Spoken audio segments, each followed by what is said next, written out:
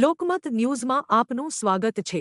રાજ્ય સરકારના ભણશે ગુજરાત આગળ વધશે ગુજરાત અભિયાન અંતર્ગત સમગ્ર રાજ્યમાં જર્જરિત શાળાઓને નવી અને અદ્યતન બનાવવાની કામગીરી ચાલી રહી છે। આ પહેલના ભાગરૂપે ડભોઈ તાલુકાના સિંબિયા ગામે પ્રાથમિક શાળાનું લોકાર્પણ ધારાસભ્ય શૈલેષભાઈ મહેતાના વરદ હસ્તે કરવામાં આવ્યું। ₹31 કરોડના ખર્ચે નિર્મિત આ શાળામાં 6 અદ્યતન અને સુવિધાસભર વર્ગખંડો બનાવવામાં આવ્યા છે, જેના કારણે સિંબિયા તેમજ આસપાસના ગામોના વિદ્યાર્થીઓને આધુનિક શિક્ષણ માળખાનો સીધો લાભ મળશે। લોકાર્પણ પ્રસંગે જિલ્લા પંચાયત સદસ્ય અને ઉપપ્રમુખ તાલુકા પદાધિકારીઓ ગામના સરપંચ આગેવાનો શિક્ષકો તેમજ શાળાના આચાર્ય ઉપસ્થિત રહ્યા હતા। કાર્યક્રમ દરમિયાન શાળાની બાળકીઓ દ્વારા રજૂ કરાયેલી સાંસ્કૃતિક કૃતિઓ સૌના આકર્ષણનું કેન્દ્ર બની આ નવીન સુવિધાઓથી વિસ્તારમાં શિક્ષણના સ્તરમાં નોંધપાત્ર વધારો થશે તેવી આશા સાથે ધારાસભ્યએ વિદ્યાર્થીઓ અને ગ્રામજનોને શુભેચ્છા પાઠવી હતી।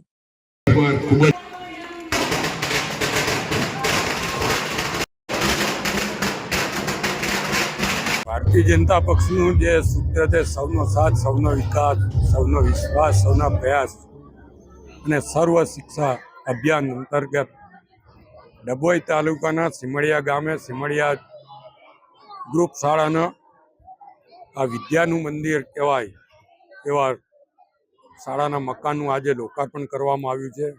1,30,00,000ના ખર્ચે આ શાળાનું મકાન બન્યું છે।